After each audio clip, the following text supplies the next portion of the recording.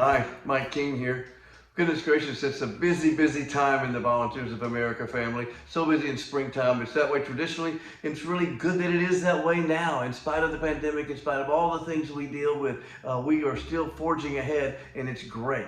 This coming week is going to be a very busy week for us. We lead off literally with the KeyMakers Executive Summit, convening at Cornell University. This is Nicole Jones's alma mater. I think it's really cool that this has worked out to play out this way. They're actually going to start over the weekend, and the CEOs from the affiliates from around the country who are going to be flying in over the weekend have really kind of a retreat type format, if you will, and then sort of kick things off strong on Monday, but really have kind of Saturday and Sunday there to kind of gather and convene, if you will. It's going to be fantastic. Nicole has lined up a great program, and Margaret and all the staff, June and others, have really worked hard on this. But it's going to be a great time, and also have new folks who haven't met each other before, because we haven't been able to convene in person as much the last couple of years. So this is really a great gift to us that everyone is really pulling together for. It's going to be fantastic. And that's the first half of next week. First half of the week.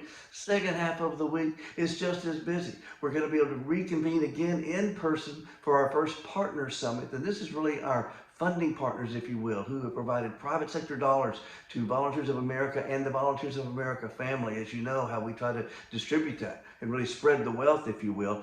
This partner summit is going to be hosted by our good friends at Humana Corporation in Louisville, supported, of course, by the Mid-States VOA and their CEO, Jennifer Hancock. We couldn't do it without them. It's going to be fantastic. We've had over 22 different partners coming in for this, flying in. So it's going to be the largest crowd we've ever had. Again, we haven't had an in-person meeting like this in a couple of years, but I have to tell you, it is a fantastic thing to watch when you watch people who are literally bonding around their commitment to the mission of Volunteers of America. It doesn't get any better than that, than to be able to watch that. And that's really what starts to happen, is they start to share their own thoughts and ideas about what they're doing with us and the kinds of ideas and creativity and innovation they're bringing to us and enabling all of us to do and perform and put to good use, serving the people that look to us for service.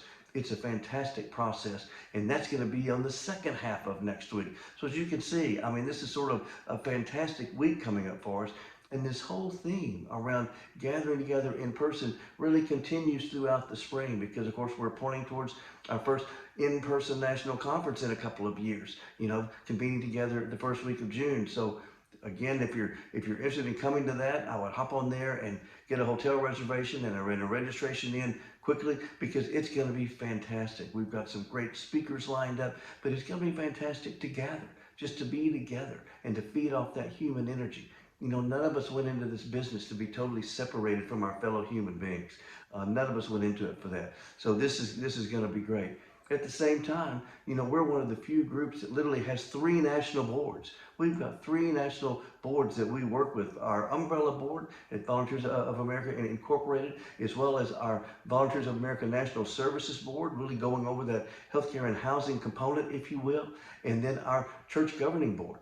All 3 of those boards have been active throughout this pandemic. All 3 of those boards go through their own elections, which they'll be doing literally over the next several weeks, and then bringing people together again with officers and new board members joining their boards and that sort of thing, and other folks rotating off. All that happening in that month of June, if you will, and then July 1st being the fiscal year for everyone and the board year for everyone as they get going. So a lot of activity there, a lot of exchange, and they're going to be all meeting together at the national conference, all 3 national boards. So it's fantastic. Absolutely fantastic. One last thing I want to share with you is I look at what we have done, look at what you have done, all of you have done on the ground amidst this pandemic. It's amazing how nimble our entire organization has been. We are one of the most complex organizations that you'll ever see within a federated structure. When, like I said, most don't have 3 national boards. That's because of us really trying to engage folks, and we have a complexity of programs because we do so many things.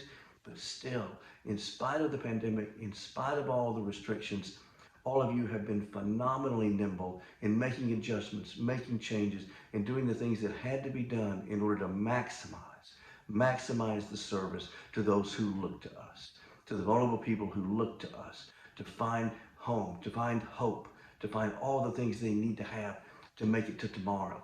Well, you have saved lives. You have all saved lives with your nimbleness. with the fact that you've been willing to be innovative and creative and look beyond just the norm. Thank you for that. I thank you on behalf of all the families that you have served and all the lives you have saved. You are absolutely amazing. God bless you.